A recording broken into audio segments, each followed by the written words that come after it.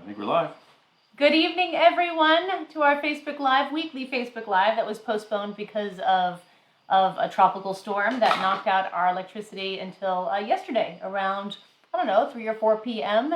And it was a crazy storm, tons of trees down, lines snapped, and this guy made the best mistake of his life. When we bought this place so many years ago, we bought a generator that was 3 times the size that we needed for our house. So literally our generator, we could go for like 10 days with everything going, like a dryer going, and it was just like, we're gods. Yeah. But it's nice. We always reach out to our neighbors just to say, hey, what can we do for you? And everyone around here has a generator. So sorry about the delay, but we had no way to avoid that. That's just weather. But here we are talking about our Brooklyn episode. And where everyone hears me, right? Usually at this point, we're like, no one can see me, no one can hear you. But it seems that we're good. Okay, good. Oh, David Dean says hello, hello, hello. So we must be awesome. Great. So this is our Brooklyn episode we'll be talking about. For places to love, to prove that we could do an entire series, we have to do a proof of concept. I guess a pilot is what it is. And so Brooklyn is our pilot episode. Then a few weeks ago, we did Houston. Houston is our #1 official episode because it was because of Brooklyn, we were able to get funding for the entire 13 episodes, and then we started with Houston. So that's why there's sort of a proof of concept first episode, and then there's sort of an official first episode.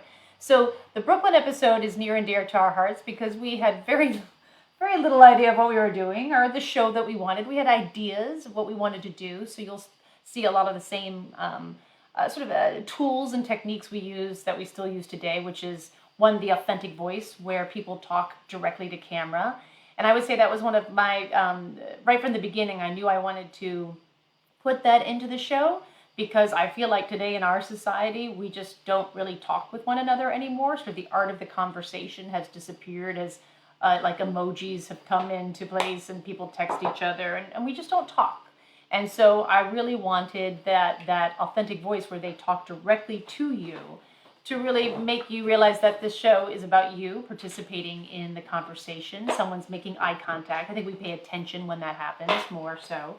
And that you're a part of the conversation. This just isn't me, the host, kind of taking you along. It's like, no, it's about you. And you really getting to meet these people as well. So that was from the beginning of the show, that we had what we call now the authentic voice, and that these voices come back to the end of the show and tell us what a place is like. Brooklyn is near and dear to our hearts. We are not there right now. We are upstate New York, where we've had a home for a good 12 years, because, very excited, my mom is here. We have planned almost the entire summer. Well, we have definitely planned the entire summer around traveling to be with our parents and our kids with their grandparents, as well as our parents coming to us. And my mom is high risk. She lives in Maine. And Monday we got COVID rapid tests and COVID tests, and we're all good. And then we said, Mom, get your butt down here. And she drove from Maine and she brought lobster meat. We've had lobster rolls, and she's now putting the kids to bed, which is her real role. She's going to be taking care of her kids, keeping us over here. But just to give you an idea of like what my mom is like, I went in, I'm like, hey guys, we got to turn off the TV because we're going to do a Facebook Live. The kids got to go up to bed. This is what my daughter was eating. One of those dot paper things. My mom was just letting her eat this. I'm like, it's 9 o'clock. Like, do you have parents like that? They're like that to your children. And like, I never got anything like this when I was a kid. No, it was always fruit and like Cheerios, plain Cheerios. But so Oma is beloved in this house because she lets them watch TV all day and they get to eat all kinds of sweets. So so Mom's rock, and she's in the house. And it's interesting, like even if she was around, she wouldn't come on camera because my mother doesn't like to be on camera. She's rarely in my shows, even when we do shows about Maine or New Hampshire where I grew up. And I'm pretty sure it's because she's wanted by the law.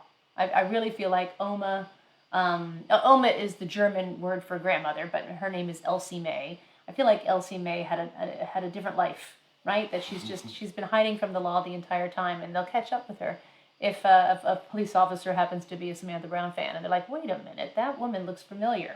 So anyway, we'll be talking about Brooklyn. And of course, I think people know Brooklyn. And I'm really proud to say that our children are what, fifth generation or fourth generation? I think fifth. Our children are fifth generation Brooklynites, right? And so Kevin is fourth generation, his father is third generation, and Kay, Kevin's beloved grandmother, is second, right? And so your family came over from Norway, right? And they settled in Bay Ridge.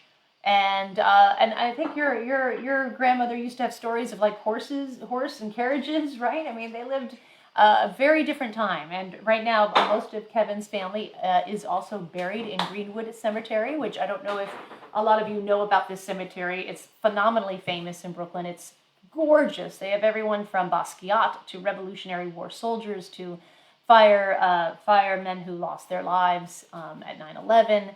And a long time ago, Kevin's parents, family, not parents, bought 9 plots there. So it's it's a lovely place to be buried. It's a lovely place to go. And it's also a cemetery. Was it designed by Olmsted or no? It was just, I don't believe it was. The inspiration. It was the inspiration. Okay, so Olmsted, the famous landscaper, was so inspired by how beautiful Greenwood was. And when it was first created, something like 500,000 people would visit it in a year. And this is like at the turn of the century.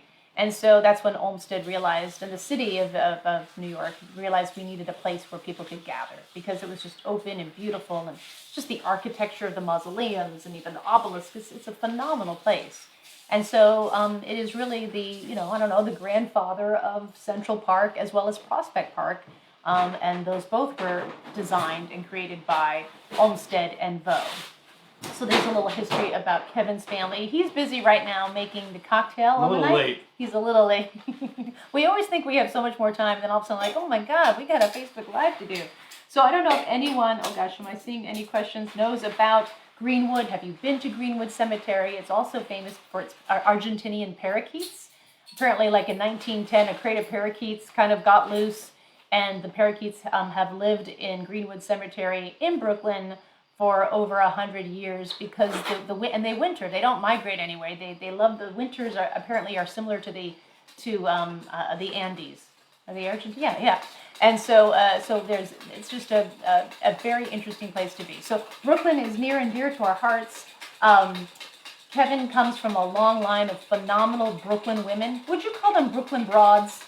They would say so. They would say so, right. So Kevin's grandmother was like a last of the Mohicans. She loved the Yankees. She listened to them on the radio. And Kevin comes from a line of phenomenal women and aunts. And so his grandmother and his great aunts, right? Would that be your great aunts? Yep. Yeah. All Brooklyn broads, right? They would give you the finger even at like 90 years old. I'm serious. I think, remember that when we were at that birthday party? Anyway. So they were tough ladies, but funny as all heck, and just like the true Brooklynites. So we understand that kind of Brooklyn has this reputation of being hipsters, and Brooklyn is the coolest place in the world, and don't you think you're great? And yeah, we do now. But I think we all know in Brooklyn that reputation was created by people far, far before us, and we just sort of live off of a great reputation of a great people. However, that being said, our episode concentrates on old school Brooklyn as well as new school. So kind of, what was historic, what kind of was the typical, like the Brooklynite, and then what's happening now? Who are the movers and shakers who have come here? Because it is true, like I lived in Manhattan for, 15 years before I made the jump over to Brooklyn because of this guy. And it's just a different place. It's very creative. I think there's just a great vibe there. It's a lot more, because the buildings are so small, the storefronts are so small, there are no big chains.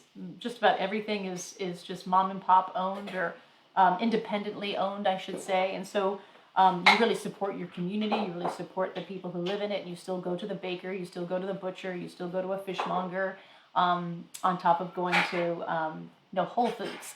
So it's a little bit of everything. I will say what's really funny about Brooklyn, when I first moved there, is when you go to Prospect Park and you walk in that sort of our Central Park, there's like no one under 45 years old. It's really strange, especially in boroughs like Williamsburg, right? like really, really young people. And if I'm not that young, I'm 50, and I always it always reminds me of that scene from Logan's Run. Does anybody remember Logan's Run? Right, it was the same era as like 1975, Battlestar Galactica. This is even before your time. I Married a Younger Man. Peter York. Did I marry the Logan's right man Run. or what? Peter York, come on. Wasn't Logan's Run the best show? It was like a Sunday morning. Oh, it was the best. Yeah. But the thing about Logan's Run is everyone was killed at the age of 30. Remember that? Yeah. And Farrah Fawcett had like a special appearance. I was so excited to see Farrah Fawcett because she was it. She was everything. And they killed her off like within the first 30 minutes because she was 30. So that's why I always kind of get that feeling when I'm in Brooklyn. It's just like, oh my God, we're older. Like all of our friends are younger than us. Have you noticed that? Like we're like the elders. We really are. We are. And that's okay fine. I'm me too. Yeah. So this is a cocktail I put together following the classic Brooklyn, because the Manhattan's a very famous bourbon-based cocktail. Sure, but since we're doing Manhattan has sweet vermouth. Okay. The Brooklyn has dry vermouth. Nice. So I made a few changes to it, and I'm calling it the Gowanus. The Gowanus. In honor of our lovely river. Yeah. Canal. Cheers. Cheers. Wow, this is beautiful. Yeah. Oh, phenomenal. Yeah, it's nice. And this is with our King's Distillery whiskey? We'll get to that. Okay, all right. Well, yeah, but this is, we're doing this. We feature this. Hi, Colin. I don't know if that's going to, Yeah, beautiful bottle. King's Boy, that's so lovely. Distillery in the Brooklyn Navy Yard. In the Brooklyn Navy Yard. Oldest distillery in New York City. Asterisk. We'll come back to that. I don't know if there are any questions we should get to before we start the show. Not even looked yet. Okay. But yeah, what's interesting about Brooklyn is when, gosh, how long have we lived there now? 12 years? 15. 15, oh my gosh, Yep. 15 years. Is that the world knows Brooklyn. It's really interesting. And I'll be in Paris and like, oh, you got to go to this neighborhood. It's the Brooklyn of Paris. Oh, this is the neighborhood, the Brooklyn neighborhood, the Tokyo's version of. Teresa's in the book, they were killed at 21. Michael York, not Peter York. Michael York. Thank you. We Thanks, were Teresa. both. We haven't even started drinking yet, Teresa, so we have no excuse. No, I could have swore it was 30. Maybe for TV they changed it. Okay. Michael York. Oh, I love Michael York. He had an amazing career. Austin Powers. That's so true. God. I mean, you can't get any higher accolades than that. True, Logan's There's Run. the Olivier Award. There's the Olivier and Award. being on Austin Powers. And then just being like the person everyone loves. I totally lost my train of thought. Oh my gosh, I totally lost my train of thought. Someone said Jacqueline Smith. I love her. Yeah. Was she in Logan's Run? Jacqueline Smith was Farrah Fawcett. But it's, I think Charlie's She's a Charlie's Angel. Yeah. So we love living in Brooklyn. We've been there for 15 years, and we live in an area called Park Slope, and there's the Prospect Park, which is beautiful, and then there's the slope, and we live at the end. So when anyone says, "Oh, you live in Park Slope," I'm like, we're less park, more slope, right? Jeff mentioned that we didn't mention Park Slope or Dumbo in this episode. Well, we did film in the park, which, the park is kind of on the boundary of Park Slope. Yeah. And I don't think we filmed in Park Slope. But besides that, no. I mean, we lived there, so it's kind of like, there was... I guess to us, that's kind of so familiar, we decided to feature some other things. I'm sure there's some things that didn't make it that we thought about for Park Slope. But, yeah, definitely. But I feel like I've done a few things with the Travel Channel, concerning where I live in my neighborhood, so I kind of wanted to branch out from there. Dumbo, we like Dumbo, but again, it's a little bit hipster, and so we wanted to stay with some other neighborhoods. It's a phenomenal place, Brooklyn. Where do you start, right? We could do 13 episodes alone just on Brooklyn, so we want to kind of give you a little taste here and there. Any other good? Yeah, I think the Andrew Gustafson from the tour we did of the Brooklyn Navy Yard. Yeah, Turnstile Tours, wonderful. Yeah. We'll be talking about them soon. That Greenwood had a lot of trees down in the storm. Oh, that's terrible. It was something like what did they say? They said like 600 trees. 600 trees down in Brooklyn alone. I think the thing about Brooklyn that's interesting is that it became a brand. Yeah, that's true. There's a brand that New York City has, and that's fine. But the brand that Brooklyn has is unique to that, I think. Definitely. And and it's funny, it's how things changed a little bit. But for a while there was everywhere we went, whether it was Paris or where were we? Tokyo. When we were in Korea. Tennessee. We went to Asheville, North Carolina, and it's always like, well, this is the Brooklyn of that. Yeah, this is the Brooklyn of. And it was this brand that, and it was just kind of distilled. Like, what does that mean? If someone says it's the Brooklyn of something, and it can mean a lot of things. It can mean, something that was maybe bad is now better. That got gentrified, maybe in a bad way, but it got rebuilt, and kind of a more desolate part of town is now thriving. I think that could be a brand of Brooklyn. It's about being a survivor. Yeah. I think there's definitely a survival mode. There's a creativity that's part of that as well, that people take. I mean, when you think of Manhattan, there's a lot of things to think about, but being super creative isn't one of them. No, Even though it is a creative hub. I mean, you think about media and all the different, but it's, it's a lot of money and banking and, Well, we really thought it was about grit. There's something about having grit. And one of our people really talks about that. Joseph Lexio talks about the grit of Brooklyn. And I mean, Ken and I don't have that. I'm just saying, that's why I'm like, we don't. I choose not to show it. Well, you're more it's in my veins. I'm from New Fifth Hampshire. generation Brooklynite. Yeah. I just keep it down. And the other cool thing when I'm driving, sometimes it comes out. Yeah, exactly. But what was really cool while we were traveling with our kids all over Europe, we'd be at playgrounds, and invariably there'd be a kid with a Brooklyn T-shirt on it. And to show Ellis and Elizabeth, I'm like, look, that kid's got a T-shirt where you're from, because people love it. There's just kind of this sense of, I don't know. It's an interesting place. But I will say that the people in our episode really tackle what it means to live in Brooklyn, to love Brooklyn, and to be a Brooklynite. And I think they really, even though this was our very, very first shoot, I think they're some of the best authentic voices and people we've ever had, because it's a nice cross section of all kinds of people. Yeah, I think back to this being our pilot, and we kind of didn't know what we were doing in a way. We were just kind of figuring some things out as we went. Just a time on this was shot in mid-September, 4 years ago, so it's almost 4 years ago. Yeah. And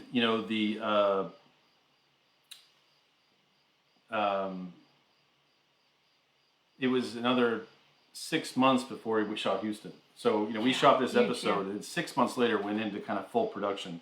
So this was kind of an anomaly. We did things a lot, a bit differently, different crew. For example, I was the second shooter, which was terrifying, and I'll never do that again. But, we tried to make it work, and I was trying to find a picture of our house full of equipment. Remember? Oh yeah, when everyone came. Yeah. Exactly. Yep. But, anyway, it was a great first choice. It was a great choice for us to do a first episode. Oh, definitely. Certainly an area we knew well, and certainly an area we got to know even better, which was a really nice bonus. The people behind the businesses that we go to, and So should we start the show? Let's start. All right. Here's Brooklyn.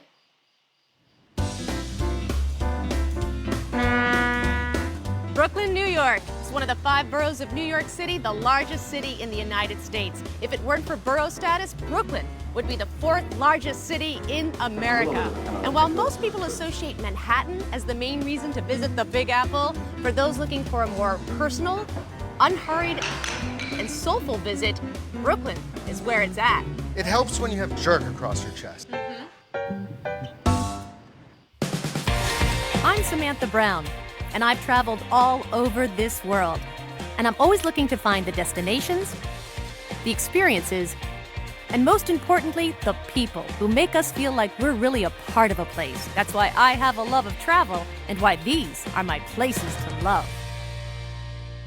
Samantha Brown's Places to Love is made possible by Europe is a treasure trove of These are fascinating our history, funders, rich culture, and what's really amazing renowned is they saw the cities. episode, Ama and Waterways River Cruises these offers a way corporations to got see behind all us, this seeing wonder the proof in of person. concept. You We can had no discover more ratings. at We had no numbers. amawaterways.com. Everything lives and dies by ratings and numbers and ad buys. And this isn't an ad buy; it's basically an ad the pod. smell But of fresh there was just pine. the belief in me from Go RVing, from Ama Waterways, that we could do this, and they give us a substantial amount of funds to make this happen, so we could do a really wonderful travel show. And so that's why I think Brooklyn is so near and dear to our hearts, because it's pretty new. It's pretty. I still watch it and think, oh, it's still vulnerable, Yeah. And here we start with Prospect Park.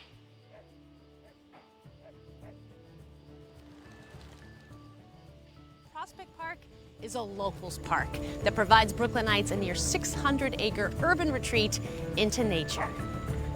This park was finished in the late 1800s, and it was designed by the same masterminds as Manhattan's Central Park, so there are a lot of comparisons of the two.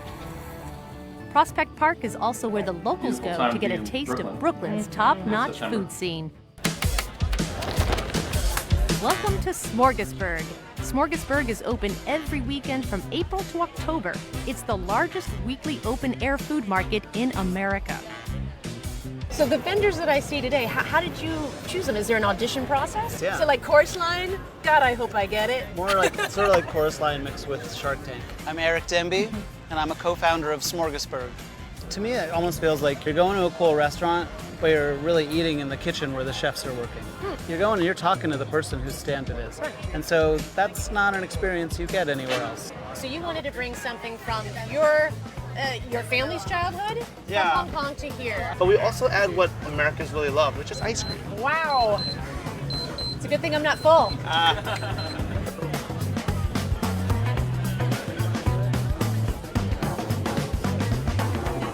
What is this? Yeah. What's a raindrop cake? So this is a jelly dessert. It originates from Asia. It's made out of agar. That's so good. Gelatin's made out of animal products. So this is an alternative to that for people who are vegetarian, vegans, aware. The jelly cake itself is very bland and neutral, but it's also very sort of refreshing. And then you add syrups and flavorful toppings like condensed fruit, condensed milk, and different things that just give it some flavors. It's like almost alive. It's like a jellyfish that you find like in a beautiful tidal pool. It's lovely. But then he re-edited it. Okay. Good. Oh my gosh. That's beautiful. I mean, that's a really, that tastes good, but it's like, it's a beautiful moment. This is wonderful.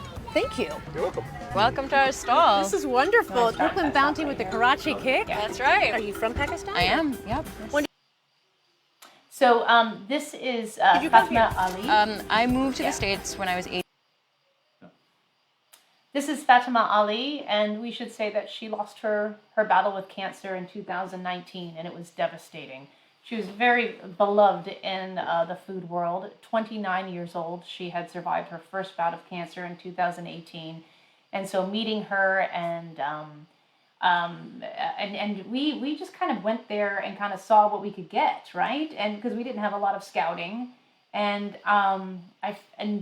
we just resonated. We just hit it off with her immediately, and then we had no idea who she was until we just started talking to her, right? Well, what happened was she got on Top Chef. I don't think we knew that when No, we we found didn't. her. This is after this. This is after So, this, yeah. a year We or just two- loved her food, and we liked. Maybe within a year after the show aired, we found out that she was on Top Chef, and it was like, wow, that's amazing. Yeah. I mean, she had a stall in Smorgasburg. Yeah, you know? yeah. So just if her friends are watching, family, her family's actually from Pakistan, and she was ultimately buried there. But just really, really sad because she's phenomenally talented, and I just wanted to say that before you watch the scene, because we weren't able to do anything with this in terms of honoring her once the show airs. Do we take it down? Do we make note of it? Do we? I'm not sure. So we just have let the scene go, and so but just we know, and it was a huge loss. We were fortunate to be able to. Yeah. Spend She was time with her. Top Chef, Chopped, and then she won a James Beard Foundation Award for her essay on living with sarcoma. Is that how you say it? Melanoma? No, I forget, yeah. but I'm sorry. With cancer, and it was posthumously she was awarded that. But just really again missed in the culinary world, and here she is. What's so to great attend about the Brooklyn is culinary. that just these people are here, and just like what he said, you have the makers of this food right there to talk to, and that's what makes it really special. No one's just working there; they are the creators. History of America. Wow. Yep. Okay. You're a chef. I am, yes. My goodness. How did you develop these for Smorgasburg? Did you figure out, okay, what do people want? I missed Pakistani food so much over here that I knew that there was a niche that wasn't being filled. And I had to be able to present Pakistani food in a way that it was, not daunting and not as scary sometimes as ethnic food can be because of the spices, it's overwhelming, because of the smells, the way it looks. And so I really wanted to make it my mission to kind of, take it to the next level where people could look at it and be like, hey, I think I know what this is. Right. And then taste it and be blown away by the flavors. Oh my gosh. That is fantastic. You're not gonna get this anywhere else. So you graduate from one of the top culinary schools in the world. You could have gone anywhere in the world. You could have gone back to Pakistan. Why Brooklyn? I myself really wanted to move to Brooklyn after I graduated culinary school when I moved down to the city. But my mom sitting in Pakistan had a completely different view of it, right? And she was like, there's no way you are moving to Brooklyn. And I was like, but mom, right? But then she came to visit me and she fell in love with my neighborhood. And now it's like she's telling her friends, yeah, my daughter lives in Brooklyn. Like, yes, so it's an awesome thing now.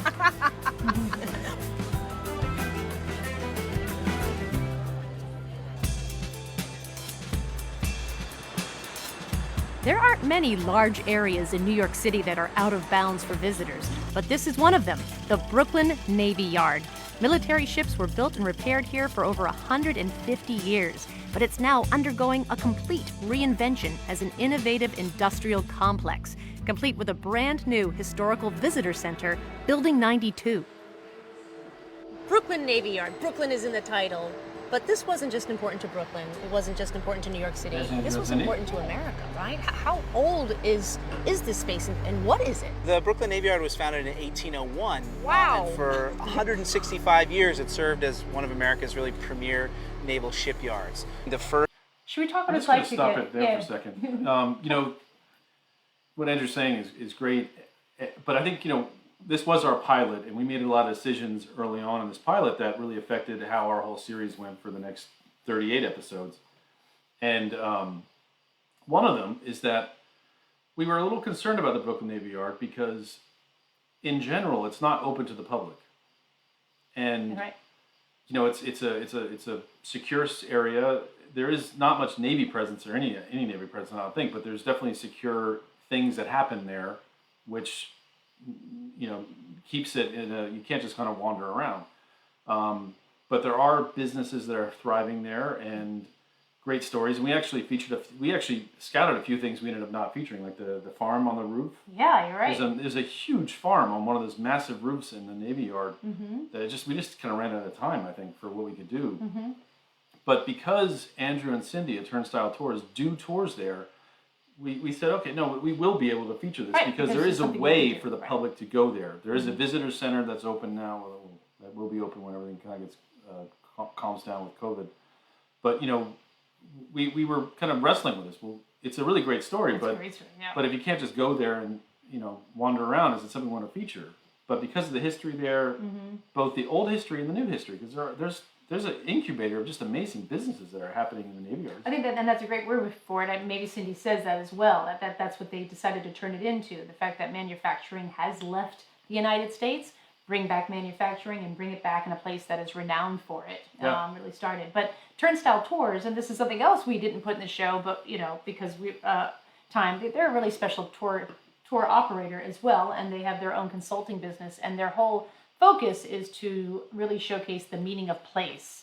And not only do they do their own tours, but they have a whole consulting services that help community organizations, cultural sites, governmental cultural sites create that meaning of a place so people can visit and therefore create more of a connection with history, create a connection with a more diverse group of people, really just to understand the stock we come from or what happened in this place. And so when Brooklyn Navy Yard, which hadn't allowed people in for 200 years, decided we're going to now allow the public to come into one of the most highly guarded places in New York City, they turned to Turnstile Tours to say, we will let you, because of your standing in the community.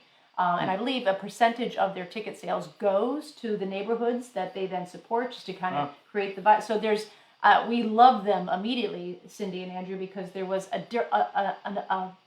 mission above just being a tour operator. A business. There is a mission. There is nothing wrong with that, but these are the people we love to find, that there's another thing. And even though they can't give tours there now, they do virtual tours, which is not just virtual tours, but virtual experiences.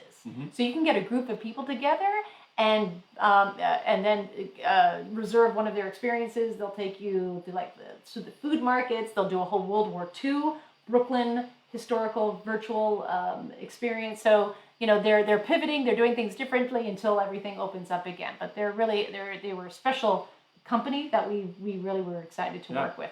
And I just think it's great because when you think of, we were talking about Brooklyn, the brand, well, in that kind of scenario of kind of hipsters and what's old is new and just all the different kind of, things you think of in that world, mass manufacturing really isn't one of them. And I think just the idea that Brooklyn created so many ships. Well, we're about to find out. Yeah. So I'll let Andrew. Yeah, exactly. Let's let the people who really know this history. We're just drinking booze right now. First successful steam-powered warship in the U.S. Navy was built here, the USS Fulton. Ironclad ships that became so famous during the Civil War, to building the steel battleships of the late 19th and 20th century, including the USS Arizona, which of course was sunk at Pearl Harbor. And then we also, during World War II, built the USS Missouri, which is where the Japanese actually signed the instrument of surrender on the deck of that ship. So we really built the two ships that form the bookends of American involvement in World War II here at the yard. What amazes me about being here with you today is just the access we have. I mean, we are here in the middle of the Brooklyn Navy Yard, and this was off limits for hundreds of years to the public. The idea was really to raise awareness not only about the amazing naval shipbuilding and ship repair history here, but also to educate people about what's going on here today and the over 330 different companies that are operating here and making things and designing things. They manufacture chocolate here, I know. That's right. They manufacture coffee already. Is there anything else that they manufacture that we can sort of partake in? Absolutely. So Kings County Distillery, which is the oldest distillery in New York City. Do you hear that hum? You can also visit. I can't hear the sound anymore. So you can still hear it? So the funny thing about a whiskey distillery is you make something and then 2 to 4 to 7 to 12 years later, you get to try it. How long have you been doing this? We've been around for only 6 years, since 2010. So the oldest distillery in New York City. Whiskey distillery? How is that even possible? I would imagine that New York City, I mean, back in, the heyday of the Brooklyn Navy Yard would have had a lot of places like this. Distilling in urban places died with Prohibition, but in rural parts of the country, they could just restart those places, go take the boards off the windows and restart. Use the bathtub for something else than taking a bath? Yeah, right. So the reason that when we drink whiskey, it comes from rural Kentucky or rural Tennessee, actually has a lot to do with like urban land economics during Prohibition. And so it's been fun to kind of resuscitate that as an urban distillery. One of the great advantages is that you're right next to all your customers. So in the world of cooperage, the bung goes in the bung hole, and that is, those are important pieces of a barrel. Yeah, right. Woo! Nice! All right! Success. So you can dip that in there, and then you're just gonna fill this glass. Yeah, the label. So this is a rye whiskey. All right. It's a new whiskey to the world, Yes. but it's been sitting here for about 6 months already. This is at 58% alcohol, so it's a little bit higher strength than will actually be when it goes into the bottle. You'll notice cinnamon, I missed him saying that. nutmeg, kind of that peppery rye spice. I missed him. I was Wow. Well, it's not This is really 45. This is barrel. So it's barrel proof, so it ages at a higher proof than Whenever it's I buy usually bourbon, consumed. barrel proof. So once we take it out of the barrel, we'll add water just to make it more palatable. Okay, thank you. Thanks for telling me that now. Right, I'm totally drunk, by the way. And I'm being. Is there something about being here at the Totally Brooklyn drunk. Navy Yard that you love? To be at the Navy Yard and to have this connection, especially to American history, helps to tell a story, and that's really part of whiskey culture. Our hope is to connect that broader history and that local history to this crazy product, which is trying to bring distilling back to New York City.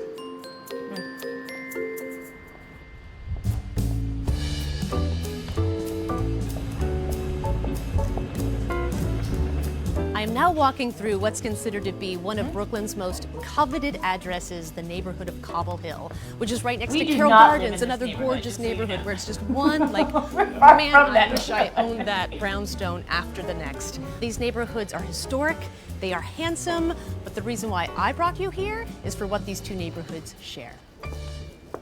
Court Street. I love this street because it has this huge collection of shops and restaurants that range from of-the-moment cool to old-school Brooklyn. There are right here. fifth-generation This is pastry really funny. shops, We were pizzerias from the 90s. shooting on this street. The day we were shooting on this street, it was a glorious day. It was like 78 degrees. Yeah. Weather's perfect. Mid-September. Mid-September. Not hot, but nice, And everyone we encountered. Some people actually knew me from my Travel Channel days. So I walked into Sal's Pizzeria and they're like, "Oh my God, are you gonna shoot us? Come in!" And like the bakery, like everyone was so friendly.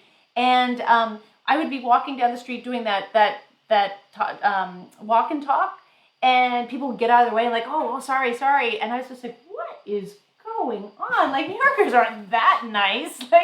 Like I didn't get it, and people were so kind, and because movie shoots happen all the time, and you're always like, "Oh God," and you don't care. You just like, I need to get here, and you're blocking my way. I don't care what A-list star is there, and so come to find out, I forget who it was. Someone big and famous was shooting a movie there. I forget who it was. Do you remember? Oh, no. And so they're like, "Oh, they all think we're with that movie shoot." Oh, so people were like, I remember there was like a guy with a truck. He's like, "Do you need me to move your truck? Do you need us to move the truck?" I'm like, Wow. No, I don't know. no. Yeah, so there was a very big movie shoot, and boy, did we used that to our I remember the benefit. last night, I think you had already kind of broken. We were just getting extra B-roll at dusk on Carroll Street, I think it was. And this woman, we were getting just shots of just signs and things. And this woman walked by and got in my face and says, "I'm not going to sign a release." Like, Was that me? no, it was just like, she goes, "I'm in media and I'm not signing a release." Yeah. Like, oh, okay, you're not in the shot. I don't know what you're talking about. But there's so many New Yorkers that are in the business, that, you know, like, and they know all the rules. yeah, it's just like, I don't care who you are. Yeah. You're not in our shot. You're not in our Go shot. away. Yeah, yeah. But it was funny, the old New Yorker in my Yeah. face. "I'm not doing this. No. Yeah. Like, And were you like an old New Yorker back to her? Yeah. Like, "You weren't in my shot. I Yeah, don't want to like, shoot you." move. Exactly. And she probably like, "Oh, okay." Yeah, Because exactly. that's what New Yorkers like. "Oh, all right. Well, okay, you know." Yeah. Well, that was a good time. No other place in this country would someone do that. Yeah. Maybe LA, I guess. But, Maybe it definitely. but it was just like, I'm Yeah. not signing a release. Yeah. Don't take a picture. Yeah, exactly. So anyway, it was a great day. Everyone was lovely to us, and I didn't understand why it was happening because I know. I don't remember that at all. Oh, I was Great. just, it was wonderful. Okay, go ahead. Sorry. 1950s, and New York's oldest butcher opening in 1917. A life less digitized seems to be the model here, where you can peruse comic books, walk in off the street and play one of 500 board games, as well as get an authentic Brooklyn drink served to you by a real jerk.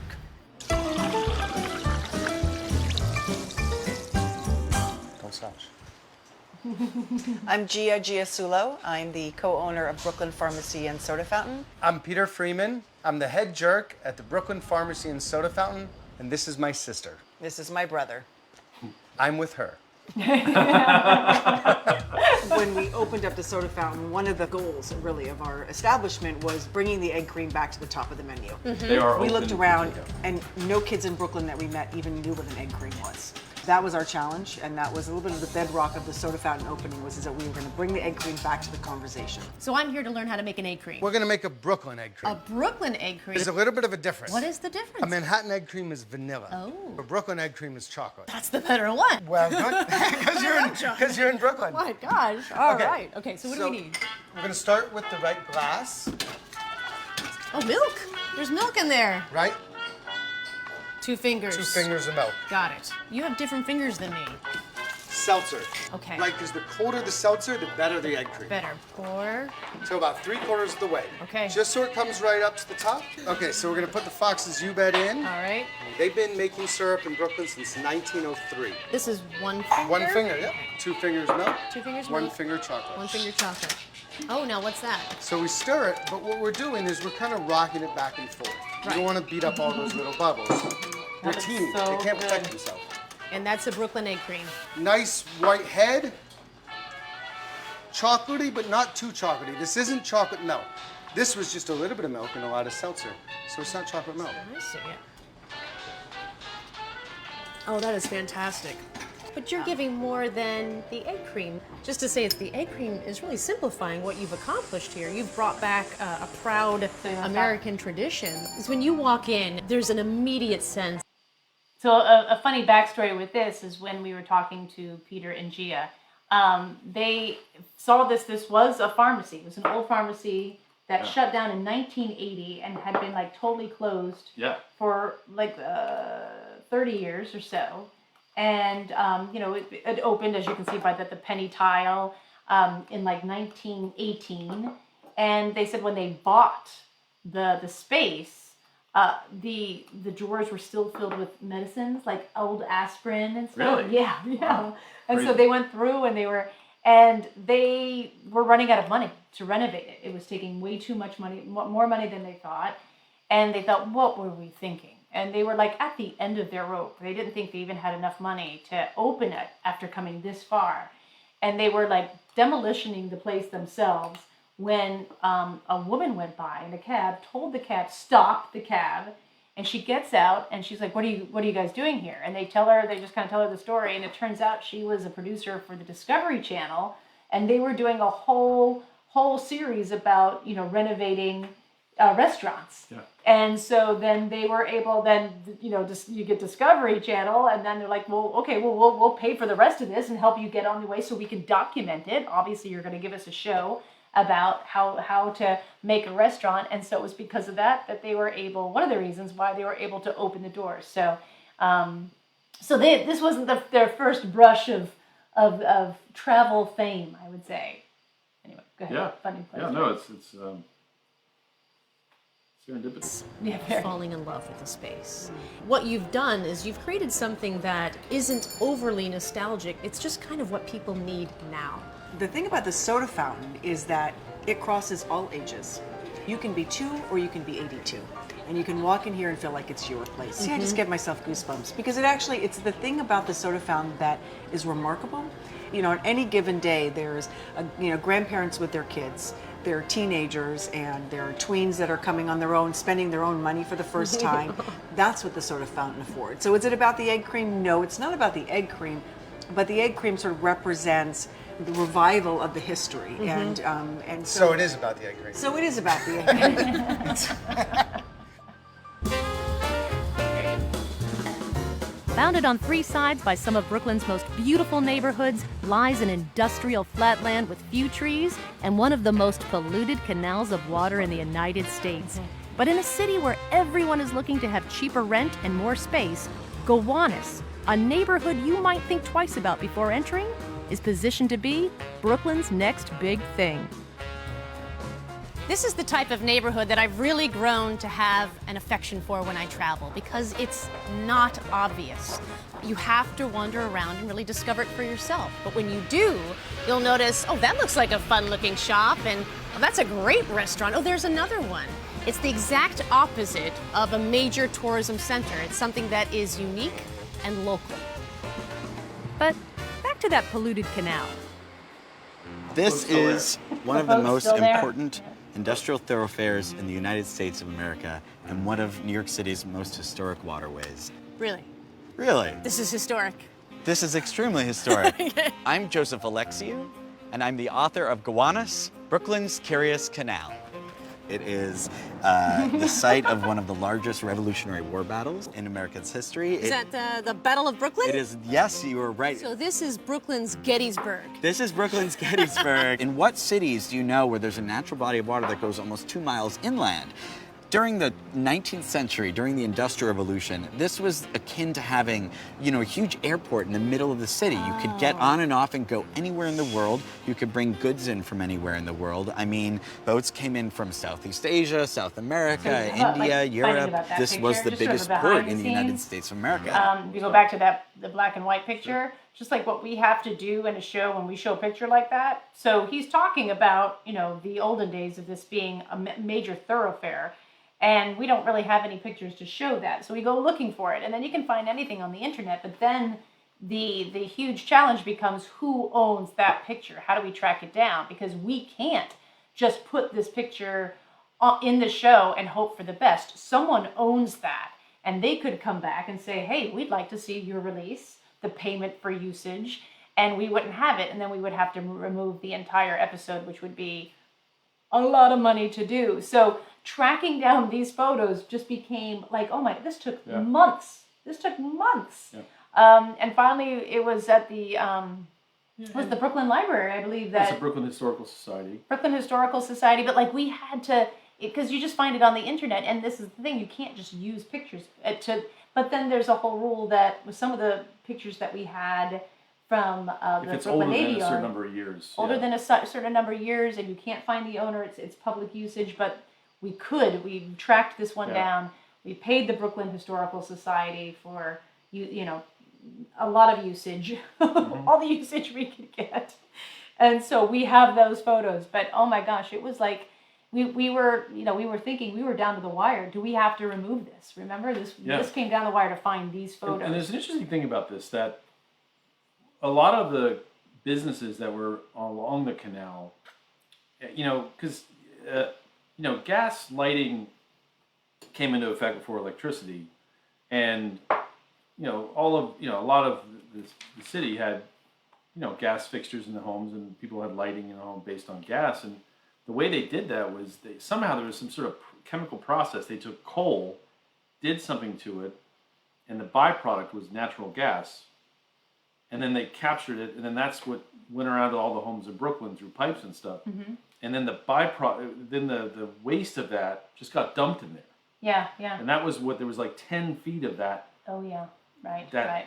coal residue stuff. That's that's what's polluted that waterway the most. Mm-hmm. There's certainly other things too, but But the worst of it were these factories that literally just took in coal, created natural gas, and then just dumped the stuff. Just literally just shucked it off the side of the dock. Another interesting historical point around Gowanus and all throughout Brooklyn and our neighborhoods are these certain trees that were grown along the Gowanus Canal. And we have one in our back courtyard, and they're massive trees. There's a shot right when I'm going over one of the bridges of one of the trees, and they have of China, I think. Okay. Something like that. Something like that, yeah. And so it has these. They look like massive grapes, but they're like dried grapes, and they're soft and spongy. And like it's a little plant matter that's soft and spongy, but they're clusters, and those were the first packaging peanuts. Yeah. And so goods would come, and they would acorn. And they soft acorn, and they grew them. There were thousands of them, of course, because that's what they were used for. This was a major packaging center. Goods from here went all over the world, and they were packed in these natural. Well, I think what Joseph was telling us was that it's the opposite. That they came from Asia. And then once they pulled out whatever was in the packing container, all the packing cubes just got chucked over. I mean, all those seed pods. Oh, and then grew in Brooklyn. So these Chinese trees are growing in Brooklyn because those things are seeds at the end of the day. Oh, okay. But they came from elsewhere. Oh, interesting. Because how did they make it all the way up our birds pooping? Because Oh, well, there we go. See, I'm glad I have him. He keeps me in check. America, India, Europe. This was the biggest port in the United States of America. That was the canal's good old days. And now, magic day. For the bad news. It is also an open sewer in which the toilets of Brooklyn flush approximately 400 million gallons of raw sewage every year. I've taken tours around this world, Joe, and I've got to tell you, I've never quite heard someone tell me about the history of a place like you just delivered it. Wow. You have an affection for this canal. I have a sick love for this canal. I really do. And it is absolutely, I mean, look, it's bubbling up right there. I don't want to look. It has so many mysteries and so many stories associated with it. Where did it come from? Why is it here? Is it as polluted as people say it is? How did it get that way? It's endless. Mm-hmm. One of those Joseph mysteries might be, is it worth $1 billion to clean up a notoriously toxic canal and even begin building luxury apartments overlooking it?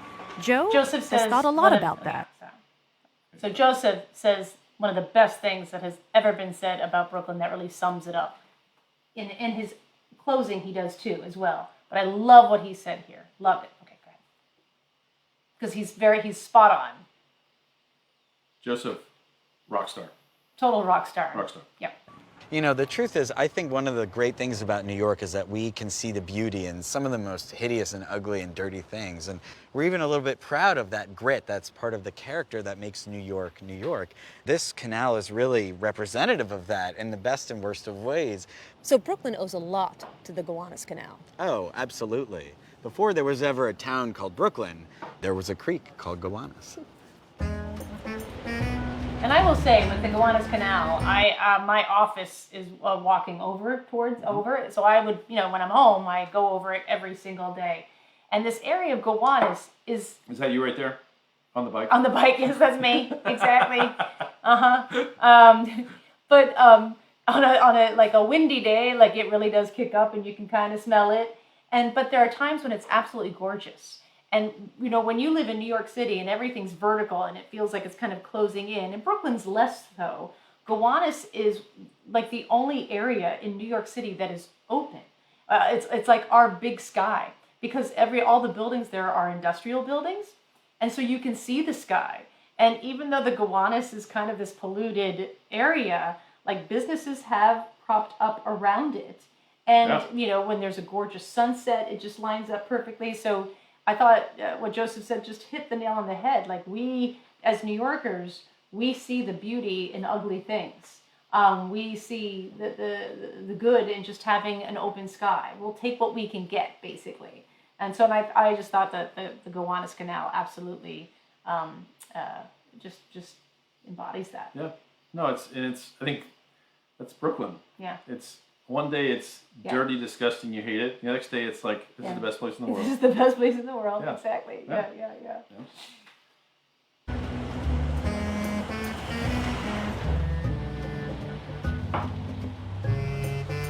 Anyone brave enough to open a new business has to ask, what can I bring that you can't get anywhere else? Well, here in Gowanus, one answer is inside this nondescript brick building.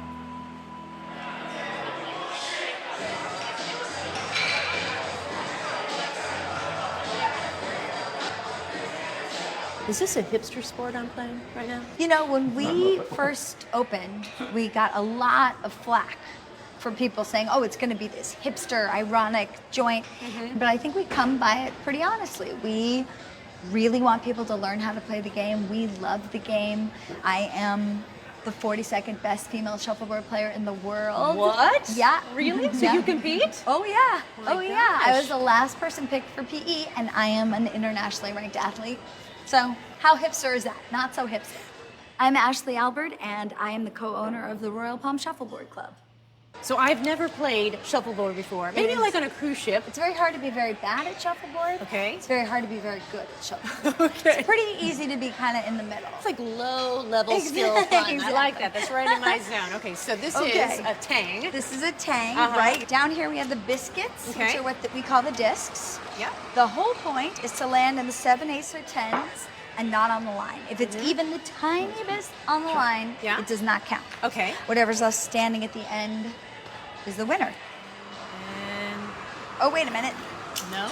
I have one more important point to tell you, which is that this entire area down here is called the kitchen, and it's worth -10 points. -10 So you want to stay out of the kitchen. Okay, so I could actually lose points. You could lose points. Okay, so I'm gonna step here. Yeah. And then step. Yeah. Hey. And that was real. Not bad. That was real. Not bad. Well. It was a real thing. That was a real thing. Yeah.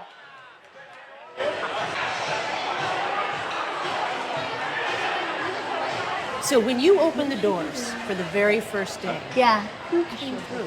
Who became your customer? Were you worried? Like, who's going to come to Gowanus? A little bit. We were a little worried, but we did a Kickstarter campaign. The community really supported you. Yeah, everybody everybody in the neighborhoods around this neighborhood, and they showed up, and we had 1,000 young, cool people, the kind of people who are paying attention to Kickstarter campaigns from the day we opened, coming into the club, which was incredible. That's the kind of can-do attitude that can completely overturn Ashley the perception. and her partner is a really great story. They were like dating, and they're no longer dating, but they're still great business partners. And they wanted to get the heck out of the city, so they flew down to Florida, and they went on this road trip. Oh, and I think the story was like he wanted to do this like barbecue road trip where they just hit barbecue spots after barbecue spots, and she's like, no, I don't want to do that. And then they found their way in St. Petersburg, Florida, of all places, and I go there all the time because that's where I sell my luggage at HSN, and that is where the oldest shuffleboard place in the United States like a full-on is. club, right? Full-on club, and they found it and they were like, what is this place? And people were out with their coolers and kids were running around and there were teams and they were just like, we have to bring this to New York. And so they did, and they started the Kickstarter campaign. They got money, and everything you see here, this is such a great shot to see, her and her partner did everything. They painted the floors. I mean, this was like just a button factory. Button or factory. Warehouse, maybe. Yeah, Warehouse, yeah. And and then they had it almost all done, and it flooded, and she was just like, she's just like the tears. And so there's just like, we show these people at the height, and we did talk about that with Ashley, like how hard it was, but they're just things we have to cut. But I loved her story. Like, this is not just like, oh, hipsters decided and they started a Kickstarter campaign. And she says things just so it was not easy. They worked to their bone to make this place a possibility. So I always respected her and her partner for that. And I might have been to this place a dozen times. I'm not, because I go to bed by 9:30. Yeah, but whenever the boys, we go drinking locally, we end up doing an hour of shuffleboard just to, just to find out what like the young kids do, Just because to, like you're old. Because Logan's Run, you'd be dead by now. just to like prove that we're alive. No, it's only a few blocks from our house. Yes. It's a great place. No, it's a great place. They're obviously right now they're temporary closed, but and they also opened one in Chicago, right? Oh, that's right. They opened up one in Chicago. Like now, other cities actually come to them and ask them, "Hey, could you do this for us?" Because it's a sport that everyone can. You know have what the fun sport in. of the future is? Similarly, What's that? curling. Curling. That's right. Absolutely. There you go. There's going to be a big Brooklyn curling center one day. I know who'll be there. Yep. Of a neighborhood, not only here in Gowanus, but in another section of Brooklyn whose reputation precedes it. My name is Suzanne Spellin. I'm a writer and architectural historian, and this is my Bed-Stuy. Bedford-Stuyvesant is cultural, historical, beautiful, and totally misunderstood. I'm walking down a street right now that is quiet, that is leafy, that is scenic. These aren't usually the words used to describe Bed-Stuy. True. Most people used to say Bed-Stuy and they would think poor, crime-ridden, drugs, police. That's not the Bed-Stuy that I saw. Suzanne gives wonderful architectural tours of her neighborhood, and we're starting with a great example of a Brooklyn brownstone block. These buildings date from the late 1800s and were built as upper middle. Sorry, say it again. You talking over it. Oh, sorry. So we really searched for her. We wanted to. We had no idea she existed, but we were looking for tours. We wanted to find out more about Bed-Stuy. We wanted someone like an architecture tour. We met a few people, and they just weren't right to tell the Bed-Stuy story. And of course, we wanted an African American person to tell that story because it's a phenomenally wonderful African American community. And so it just seemed right that we found, and it was really hard. Remember, we were looking for a real estate broker. There was a real estate broker who would do tours on the side who was really well known, and we couldn't get that person on the phone for something wasn't connecting, and we were just trying. Like sometimes they don't return our calls, or we were, who are you, or it might not even been that, but we were just trying, and then I forget how we found her, but it was again just like research, and we just loved her. She was fantastic. It's just someone has such authority. Well, she lived there. Yeah, she lived there. She but loves she's it. A writer. She's a writer. Historian. Historian. Just ticks all the boxes, and someone that can really speak to something properly. Yeah. Yeah. Exactly. So good. Class single-family homes. So what we're looking at Single-family right now home. is the Brooklyn brownstone. Right, the quintessential brown stone, which is actually a facade. All of these houses are brick. Oh, okay. And, so there isn't these big brown stones. No, these are thin slabs, maybe about 6 inches deep. It was cheap, easy to get, and it was the building material of Brooklyn. Close to 150 years later, it's still the dream to own a brownstone. Yes, it is. Yeah, these are classic brownstone stoops. These aren't staircases. These aren't the front steps. This is a stoop. This is a stoop. And life is lived on the stoop. Exactly. People sit on them, watch the world go by, eat their meals, chat with their neighbors. Mothers watch their kids. You can see the whole block. I feel like it's like the precursor to social media. It's like you talk about someone on one stoop and then that will get passed down to the next stoop and then so on and so on. It was like, it went viral in Bed-Stuy. Yeah, that's stoop true. driven. So it was So to go along Kevin's story about the woman coming up to him and saying, "You didn't get my release." When we did this shoot, everyone we're spending time with, especially those children, we get a release from their parents. We just and can't. a release is just a one-page document saying you're okay with us using your image. Yeah, but in we our don't. show. That's all it is. And But we never just shoot people and you know, it's that we go up to them and be like, "Hey, do you mind? We're shooting the show. Blah blah blah blah blah. Do you mind if we show you?" And they're like, "Absolutely." So it's to protect their privacy. It would be terribly rude. One, and it's absolutely illegal. The other, well, I won't say illegal, but just it's we can you have open yourself up. Yeah, especially when there's children involved. You never shoot children without their parents' signature. Yep. But Bed-Stuy was such a great neighborhood, and Suzanne was so phenomenal. We spent so much time with her, and B-Cam was not up to snuff, you know. So we went back for another 4 days, right? Brian came in again, and we shot Bed-Stuy, all the B-roll. We shot all the again? yeah exactly with Brooklyn. We'd had the main shoot, and then we're like, we don't have enough, and so we went back. I thought we went back. Maybe Brian can. Well, it was we went back to we started editing this and realized we needed more. We needed more Bed-Stuy. Wow. So we brought Brian back. I remember that we got there, we were losing light. I remember that. Yeah, we ran out of light one day. It was tough. And there's also, we might put it in our... back the next night, I think we shot it. He didn't fly back. No, because I felt it anyway. It was a pilot. It was the pilot. It's like your first part. You try to block off the bad stuff and just think of the good stuff. Yeah. Speaking of blocking off the bad stuff that should have been good stuff, there's a scene missing from Bed-Stuy that we wanted to show. That maybe we'll put it in the food show because I loved Jamaican her. restaurant? Yes, Doctor's Cave. So we did this wonderful woman, Jean, from Jamaica, who has a great restaurant called Doctor's Cave, and the actual restaurant itself feels like you're in someone's kitchen, and she was wonderful. But when we got the footage back, the shooting was just not up to snuff, and unfortunately, I couldn't fire you know who, but.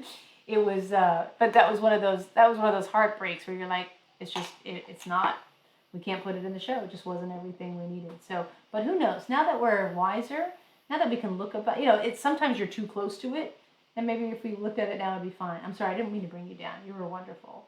You were absolutely wonderful, and maybe I wasn't good either in that scene. No. There's a lot of changes in the show. If you notice, we have a lot of shaky cam, a lot of moving cam into shots. That's something we've stopped doing. I really like a solid camera on sticks, really focused, wide angles. We don't show up close shots a lot anymore, really tight on faces. We like to show an entire environment, and it's just being in TV so long, I just feel like these movement cameras are kind of, to me, like 1990. So we wanted to get away from that and really shoot it in more of a... Bourne films, where it's all just shaky handheld. Which had its day. Yeah. But we really, so it's interesting watching this, seeing like, oh, I would never have taken that shot anymore. And Brian doesn't shoot those shots anymore. And honestly, if I was shooting, I wouldn't shoot that shot anymore. Exactly. And I haven't shot since. So there's a lot of stylistic things that maybe you're seeing now. I don't know, but I'm watching. Different director than But that was a look. It's like, and it's still, you see it on TV where also the camera zooms, and it doesn't matter that it's shaky. Oh my gosh, if I see shaky shots, it's no one likes it. So yeah. It's really a wonderful example of community. There was a time in Brooklyn's history where people didn't care about the old buildings, and they leveled a lot of Brooklyn. True. How did Bed-Stuy survive? Nobody wanted it. This was where the black people lived, and so poverty protected the buildings from being altered too much, protected the neighborhoods, and helped create this wonderful enclave that we have here. So here we are with one of my favorite buildings in all of Brooklyn, the magnificent Boys High School. That is gorgeous. This was a masterpiece not only for the architect who designed it, but it was also a masterpiece for Brooklyn. This was a big show-off building to show that Brooklyn had arrived as a independent city, independent of Manhattan, independent of anybody, that had great architecture for public purposes. You know, what fascinates me about Bed-Stuy is that there are two main assets to this neighborhood, the architecture and the people. And they are totally intertwined. They Yes. rely on one another. Definitely. And they are here because of each other. I think the neighborhood inspired the culture. If you live in Bed-Stuy, you look out the window and every block is a treasure. Every window shows something new and different. Another reason why people are making their way to Bedford-Stuyvesant is inside an unmarked brownstone on Macon Street. It's primarily a bed and breakfast, but its parlor is also the proud home of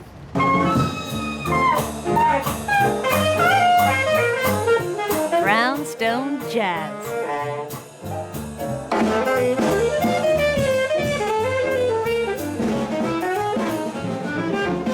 The musicians range from neighborhood locals to international visitors who just want to play. The music starts at 9 every Friday and Saturday and lasts until, appropriately, around midnight. A traveler coming to Brooklyn is going to find a huge array of diverse offerings. What's happening here is really about people creating, about making things, and about creating spaces that are individual to who they are. Brooklyn doesn't take itself too seriously, or maybe it's got a bad reputation for taking itself too seriously, but it takes it not being seriously very seriously. Brooklyn is warmer than Manhattan. Brooklyn is more friendly than Manhattan, but Brooklyn also is where all of New York's attitude comes from. I'm gonna get shot for this, aren't I? If you want to see the real New York, it's really in Brooklyn. When we want to have more diverse experiences, when we want to connect with people and enjoy their effort and their creative spaces, that is when we share a love of travel. And that's why Brooklyn, New York is a place to love.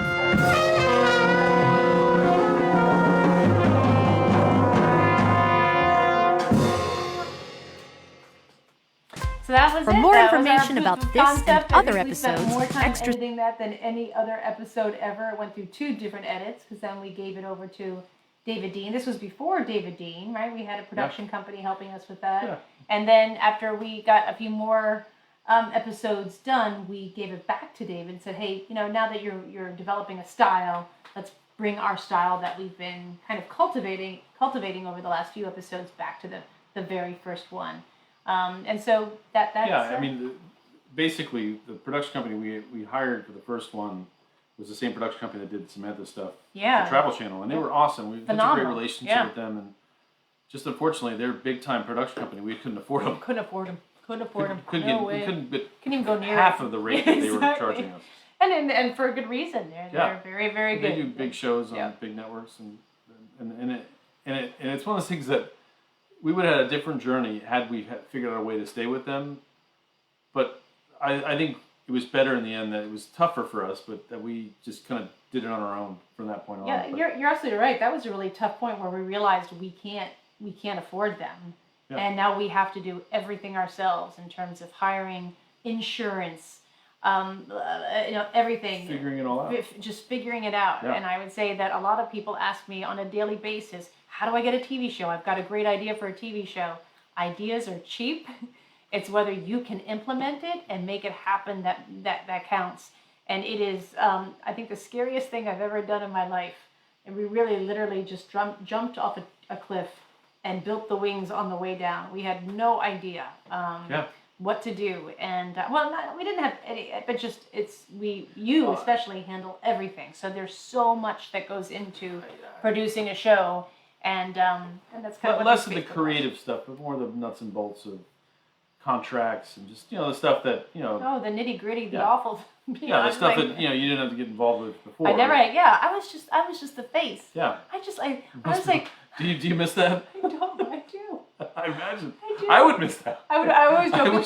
I wish I could have that now. I always joke with my crew because I'm like. I used to be the one who people got coffee for. Now I have to get everybody coffee. Yeah. And I wouldn't have it any other way. So I think it was tough, but we got it. It was phenomenally tough, and it was expensive, and we didn't know if we were going to be able to do it. And here we are. Yeah. 4 years later, kiddo. Thanks. But lessons learned. So a lot came from the Brooklyn episode, and I think what you see is what I've been inspired by my whole career It's just that people, everyone in that episode, and really everybody we feature in Places to Love, are people who do it themselves, who just said, you know what, I'm going to do it. And I've been so inspired by people who never knew what the end game was. They just knew that they had to do something, and they took on every risk, and they made it happen. And that's why the show is about focusing on those people, the effort that it takes to create those experiences that everybody else just gets to show up and have. Because when we understand how hard people work to make things happen, whether it's Ashley and Royal Palms or Turnstile Tours, Peter and Gia at Brooklyn Farmacy. You realize all I want to do is make sure that that business survives, because everybody we featured did it themselves.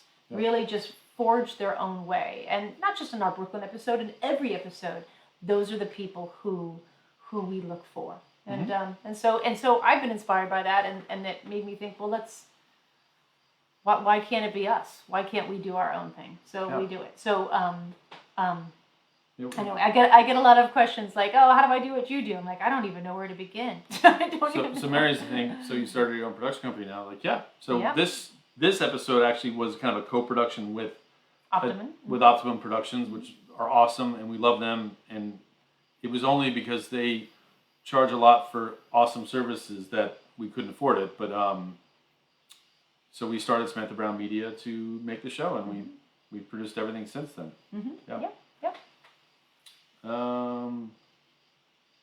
Seeing double, what does that mean? All right. Sam, you don't wear glasses while you're filming. These are reading glasses. And so, sorry, they're reading glasses because I've got to see the questions. I can't see. It's awful. I probably should just get plain glasses now, but... plain glasses? Well, like real glasses, but they're reading glasses. Plain glasses will now be a big visor on a plane. I'd be fine with that. Yeah. All right, let's go through some of the questions. And please ask questions. We have more than any other thing we featured in the 39 episodes of Places to Love. We know a bit about Brooklyn, so we're here to help. First question has nothing to do with Brooklyn, but something near to my heart. Oh, yes. Have we been to the St. Paul Curling Club? No, but I tell you, my best friend lives in Minneapolis, and the last couple times I've been there, I've been trying to get him to get me to a curling club, because I'm a member of the Brooklyn Curling Club. I love curling's kind of my thing, and I can't wait for the winter to start, and we can hopefully start up again with COVID. But you're outside for that, right? Or is it indoor? Yeah, but it's still lots of breathing on each other. You know, it's a sport. So, but curling does have similarities with shuffleboard. Yeah, definitely. Shuffleboard's a little more, you just throw it, and that's it. As we're curling, you throw it, then you can kind of yell at each other and do stuff while it happens. Yeah. It also it needs a little more respect than it gets, but on both sides. It doesn't get respect? You don't think curling gets respect? Like tons of respect. Okay. There. Next question. Why would I don't confused. Yeah. Joseph! Hey guys! Hi Joseph. Hey Joseph. Fantastic. And you read, we gave A Curious Canal. Joseph is the author of A Curious Canal, Gowanus, A Curious Canal. And he also, I know you used to do tours, and I bet you he'll do tours of Gowanus because... Not lately because of everything going on. Exactly, but his background is journalism, and so he just has this, there's so much that's quirky and delightful about Brooklyn, even though it has this tough exterior, and I felt like Joseph really showcased that. The quirky, the unexpected, and the gritty. But he really... And the historical, I mean... The Battle of Brooklyn. Holy mackerel! And it seems like every year I know a little more about it. I haven't read like a 400-page McCullough book about it or something like that. But just, I mean that's blocks from where we live. Blocks from where we live, and right? Had that gone differently and that day. And that's where George Washington retreated. Yeah, right? He retreated. George Washington lost that battle badly, and was bailed out by a regiment from Maryland that basically martyred themselves. They were all. I'm from Maryland. Kevin's from Maryland, and he will never let New Yorkers forget. But I tell you, we live a couple blocks away from this the battlefield, well, the house. The stone house, and they fly a Maryland flag today to honor them.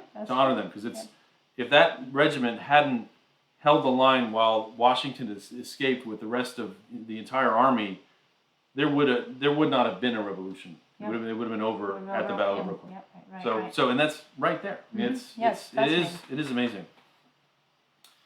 In no particular order. No eggs, no cream. You're right. Yeah. The egg cream. The egg cream? No eggs, no cream. No eggs, no cream. It's You're basically chocolate soda. Yeah. It's milk. Sorry, chocolate milk soda. Mm-hmm. Mm-hmm. And it's really great because it's light. You can. I don't think. Remember Peter? Didn't he chug an entire one real fast? I think so. Yeah. I don't think we got that on camera, Yeah, but yeah, I mean, because it's not like a milkshake where it's ice cream. It's basically milk and seltzer water. Yeah. Yeah. With some chocolate syrup in it. Mm-hmm. It's like it's light. It's nice. It's not a heavy thing. Your friend Avita. All right. Avita. We almost to an event at the Brooklyn Navy Yard. Actually, a really fascinating complex. It is. It's awesome because you've got this like again. It's rusty and it's just where history happened. And I believe they redid that building right at that point. That building hadn't been totally redone.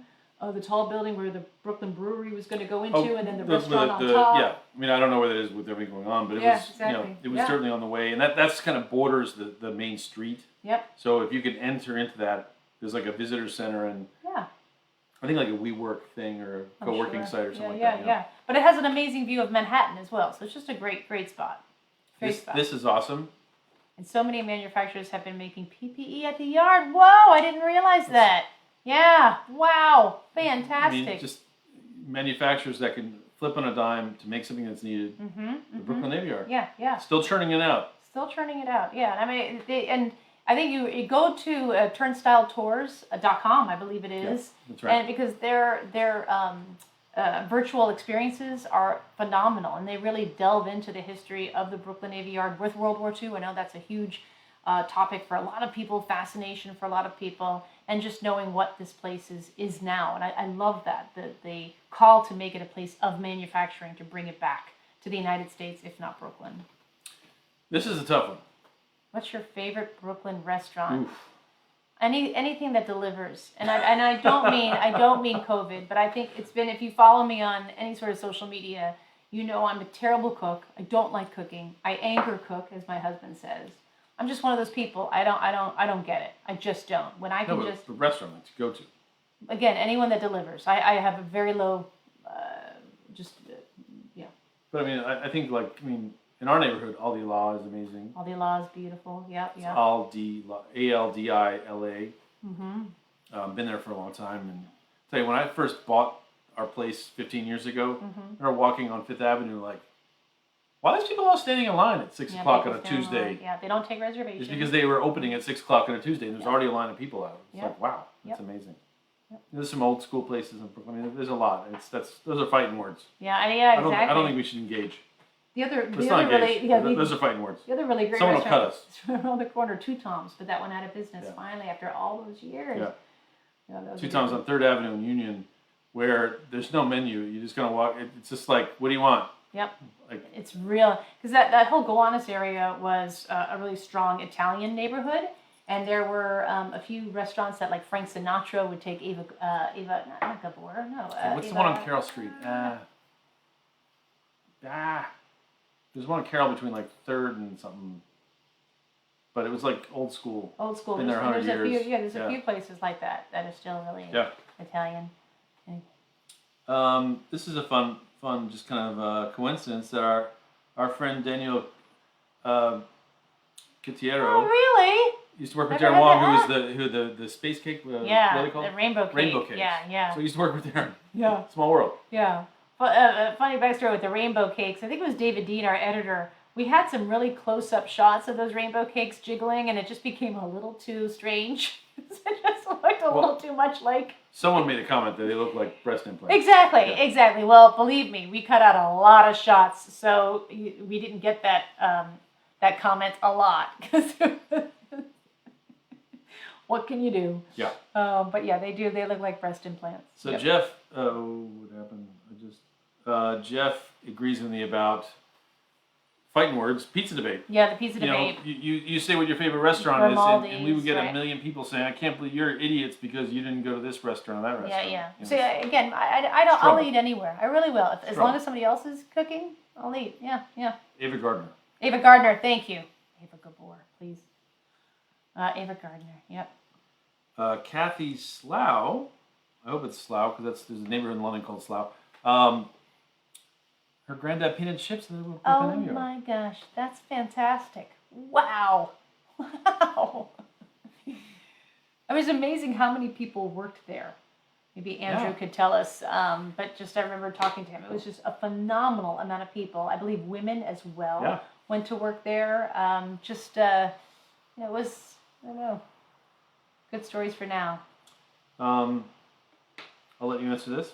Samantha, do you remember Pinkerton Academy? I haven't been drinking that much. Of course I remember my high school. We like watching your show.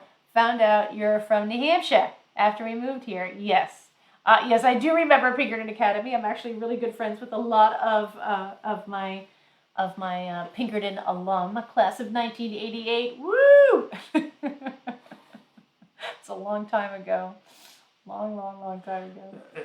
Todd's asking a great question, and on the spot, it's the one thing I'd say it's tough. It's funny. I met Cindy years ago at a conference called IPW, which is a big domestic USA travel-based conference, and we had kind of a meeting, and that was where we kind of met, and that's what led ultimately to having her on our show. But the thing about Brooklyn is that, like, Manhattan has Times Square, it's Greenwich Village. It has all these like things that you just show up and it's there, right? Like Brooklyn's not so easy for that. No. And I've talked to people at tourism in New York, about that. It's just like, well, where do you it's go? like kind of spread out. Yeah, and I'll never forget. And it's funny. I haven't seen this in the last year, but at one point they were running buses around Brooklyn, like they do in Manhattan, and it's like, wow, that's a great way of just being able to see the sights. Oh yeah. And I don't know when that's going to start up again. 80 to 100 kids. That's a lot. That's a lot. It's a lot. That's mackerel. You're 2 amazing. or 3 buses of people. Talk to Turnstile Tours. Yeah. Talk to Turnstile Tours, Todd. They could probably organize a tour at the Navy Yard. Yeah, exactly. The Navy Yard. They also do some really fantastic neighborhoods. I know they do a Puerto Rican neighborhood. They do. I just don't think you're going to unload and just wander down the street. You need something very organized and things to do. Yeah, I agree. Be a specific and then restaurant. get on a bus and then get to the next part. Yeah, and maybe I mean Grimaldi's is like the big pizza restaurant in Brooklyn, but there's a lot of great pizza in Brooklyn. Maybe you could find a place that you could unload 100 people into and just have pizza. It's just tough to have an experience with 100 people, but.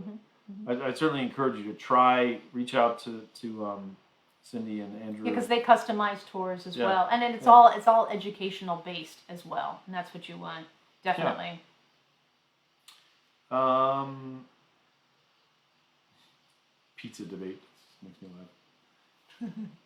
It's serious. But I know what you mean. It's like that's the thing, man. Like there's one stereotype in New Yorkers that I find funny and embarrassing at the same time is that. No matter where they go in the world, they complain about the pizza. If you're from New York, anywhere in the world, the pizza's terrible. Mm-hmm. Even in Italy, like, it's not like real pizza. Well, can we just talk about Italy for a second? Because you have to buy pizza by the weight in Italy. What is that about? It's like I wasn't told there was going to be math. I just want I want a slice of pizza, right? So no, I think Chicago's got great pizza. Now I'm in trouble, right? I brought up the competition. It's not pizza. It's good. Yeah. It tastes good, but I wouldn't call it pizza. I never mind the pizza cake. debate when people are like, but what I don't like is when we go to other countries or other places and they're like New York style deli, and it takes you 20 minutes to get a sandwich. You're like, hello. The thing about a New York deli is that you walk in and you are out with your order in like 2.5 minutes. People work fast. Yeah. You get the line moves fast, and because if you can't move that line in 5 minutes, your clientele is gone, and it's just fast. Even in Brooklyn, I feel like if you're a New York deli, and you literally walk in, and like I love our New York deli where they're like, "Sweetheart, what do you want, huh? Yeah. Babe, come here, honey," and like you love it. Yeah. Like I love that you're calling me babe. It drives me nuts. Like you literally take one step into a premises and they yell at you. Yeah. What do you want? What do you want? Like, do you have a menu? I don't know. Can we just start over? So like, the I fact didn't know anything. I didn't do something wrong. I walked in and I'm just looking up for a place to look at what you sell here. I know. I love it. But it's all about speed. Yeah. Yeah, it's all about speed. I I think the funniest thing I ever heard about someone talk about New York in general, New York City in general, and he was the former editor of the New York Post, and he was retiring. This was like in 1995. This is a long time ago. But he was saying how he was finally retiring from a very stressful job, and he had a place in Costa Rica for a long time, and now he was retiring there. And he was excited about this. However, he had found that, when you go outside of New York City, it's just tough to get things. Like, people are lovely and they smile, but they still can't get you what you want. Where in New York City, it's the opposite. People are kind of terse and they're abrupt, but you still can get like a bagel at 2 a.m. You can get running shoes at 7:30 a.m. Like, you get what you want. And he just said, there's New York City and everywhere else is just polite dysfunctionalism. And I thought that just sort of just sums it up right there, because especially as someone who lives in New York City and goes elsewhere, it's amazing where I do have to stop myself, because usually in New York I just walk in and I'll say, hey, can I get, and I don't even say, hey, how are you today? Do you mind? Can you show me? That doesn't exist in New York. And it's not that people are rude, it's just there's not enough time because there's too many of us. But when you go to other places, you have to make nice, you have to say hello, how are you? I was wondering, do you have this? And then they'll say, no, we can't get that for you. And so they're lovely, they're nice, but you walk away empty-handed. So in New York, you're abused, but at least you get what you want. Yeah.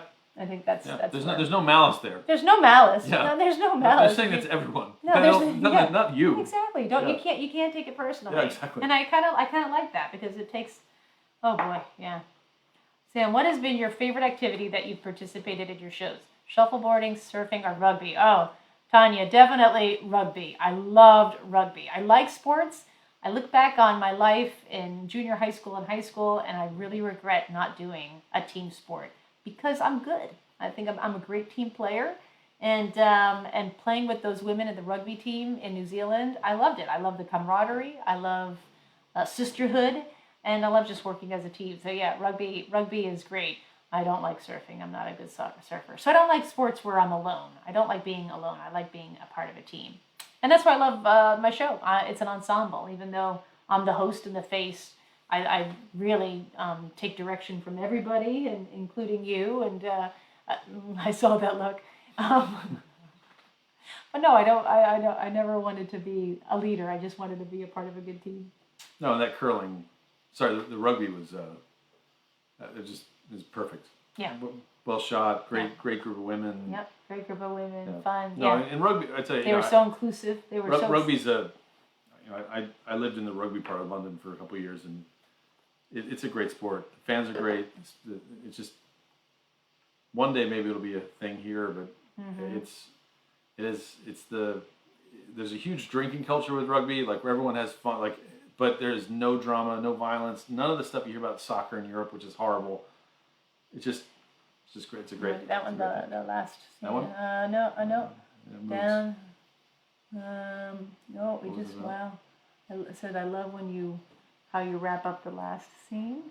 Bring it all together. There one. That one. Yeah, because I think we haven't really talked about.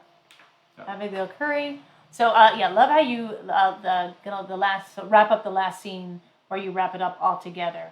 Thank you so much, because we love that. That's our favorite part of the show too. Yeah. And in my past shows, hosting travel shows for X amount of years, it was always me that did the wrap up. Either I'd start talking on camera, and you're just kind of tying it all together, kind of bringing you to the close. And we realized that when people were talking to us about who they were and what they loved about the place, that this could really be the close. And it's not me telling you how to love a place, it's the people themselves. Because I feel like when a local tells you who they are, you listen, right? And so we love that, and I'm glad you love it too. That's our favorite part of the show. Not the fact that it's the end. It's just it's really powerful, I think. And in this age where everyone relies on sort of like TripAdvisor reviews and that sort of thing, you just hearing from the people themselves becomes even more powerful.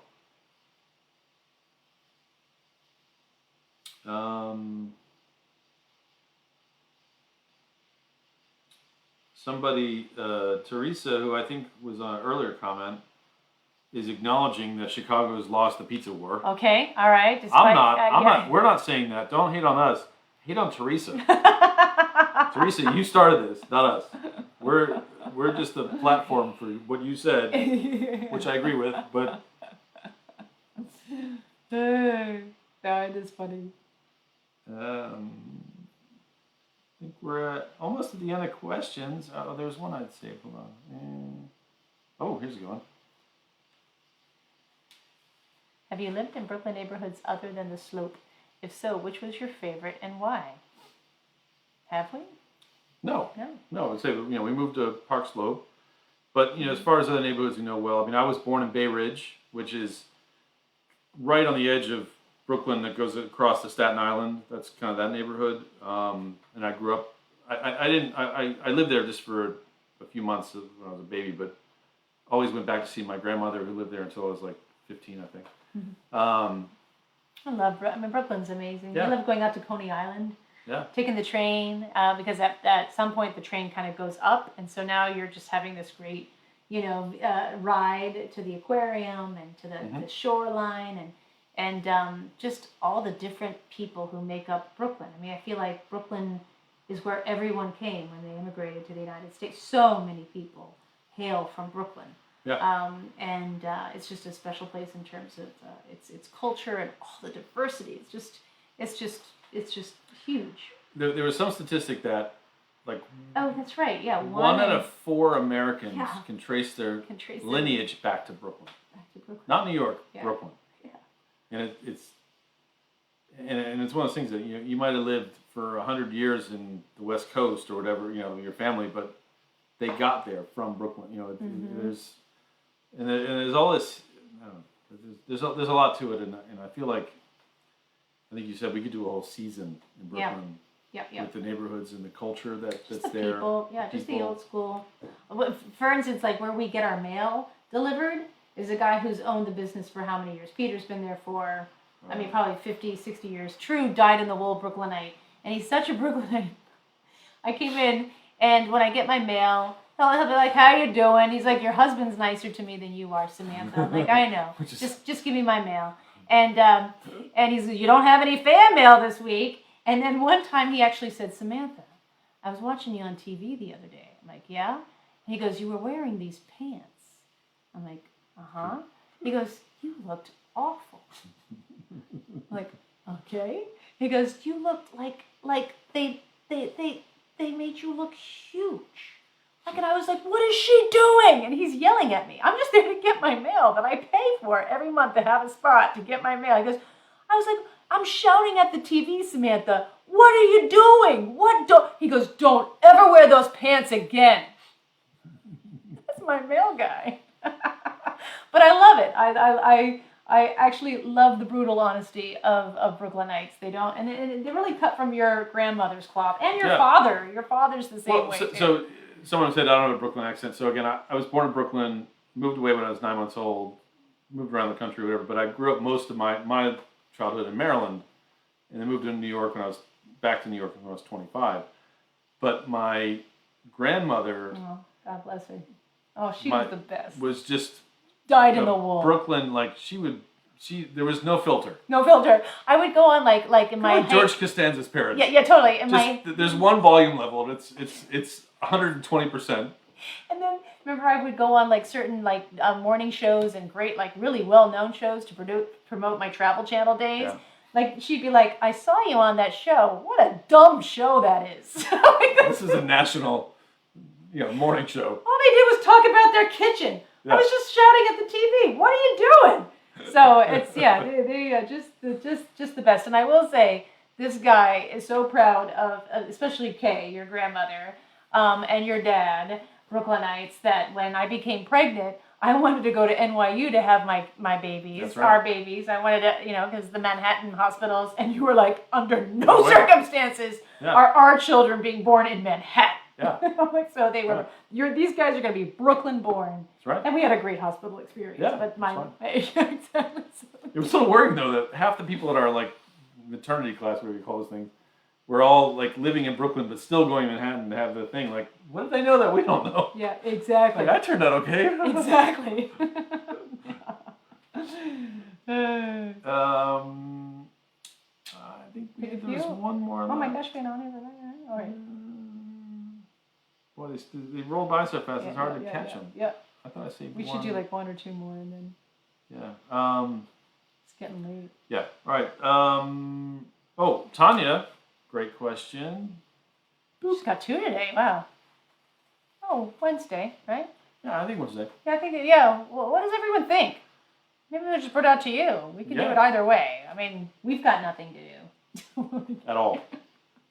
We look forward to this all week. So We do. Yeah. No, that's a good question. I'd say that our plan is Wednesday, but if everyone is saying, "Oh no, Friday was easier. so much better," Yep, we'll certainly entertain it. Absolutely. But especially since we have Oma here, We've got Oma here. it's like easy. Oma. All right. Okay. All right, so we're gonna say goodnight. Thank you, guys. See you next Wednesday or Friday. It's up to you. Tell us what you like. Yeah, and thanks for watching. Yeah, thank you. Have a good night.